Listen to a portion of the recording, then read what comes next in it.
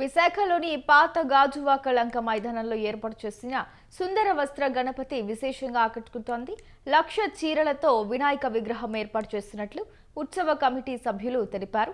ప్రతి సంవత్సరంలాగే తాపేశ్వరం సురుచి ఫుడ్స్ నుంచి 2 టన్నుల లడ్డు తెస్తున్నట్టు చెప్పారు. మంటపం ఎడమ పక్క లక్ష్మి, మహావిష్ణువు విగ్రహాలుండగా కుడిపక్క గోపురంలో బొర్రా కేవ్స్ ఫాల్స్ ఏర్పాటు చేశారు.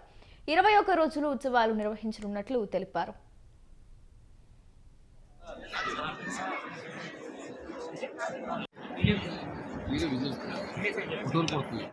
వినాయక చవితి పురస్కరించుకొని చీరలతో తయారు చేసిన వినాయకుడికి 21 రోజుల పండుగ చాలా అట్టహాసంగా ప్రారంభమైంది. ఇందులో ముఖ్యంగా మేము సెక్యూరిటీ ఆస్పెక్ట్స్లోనే వాలంటీర్లు పెట్టుకోమని చెప్పాము.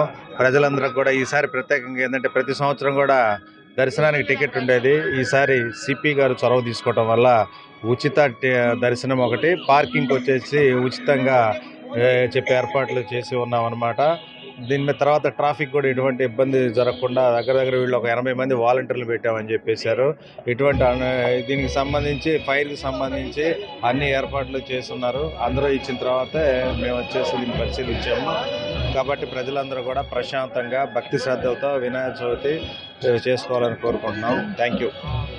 గాజువాకలో ఎత్తైన వినాయకుడిని వినూత్నంగా స్త్రీ శక్తిని గుర్తు చేసే విధంగా, స్త్రీ శక్తికి ప్రతిబింబించే విధంగా, మరి చీరలతో పర్యావరణానికి ఎటువంటి విఘాతం కలగకుండా ఉండే విధంగా చీరలతో ఎత్తైన వినాయకుడిని మరి గాజువాకలో నెలకొల్పడం జరిగింది. మరి దీనికి ఎస్వి ఈవెంట్స్ గణేష్ గారి ఆధ్వర్యంలో ఇది జరిగింది.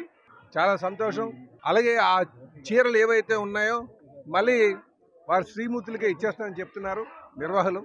చాలా సంతోషం. అలాగే ఆ స్వామివారి యొక్క ఆశీస్సులు అందరికీ ఉండాలని, మన రాష్ట్రం సుభిక్షంగా ఉండాలని, విఘ్నాలన్నీ కూడా తొలగి అభివృద్ధి వైపు స్వర్ణాంధ్రప్రదేశ్ వైపు నడవాలని, అలాగే వాళ్ళు ఏదైతే స్త్రీశక్తిని ప్రతిబింబించే విధంగా చీరలతో తయారు చేశారో ఆ స్త్రీశక్తిని ఇప్పటికే చంద్రబాబు నాయుడు గారి ద్వారా ఉచిత బస్సు కావచ్చు, అలాగే అనేక సూపర్ 6 సూపర్ హిట్ అనే విధంగా మేము నడుపుతున్నాం. సో ఇప్పుడు కూడా ఆ స్వామివారి యొక్క ఆశీస్సులతో మొత్తం మంచిగా వెళ్ళాలని చెప్పేసి కోరుతున్నామండి.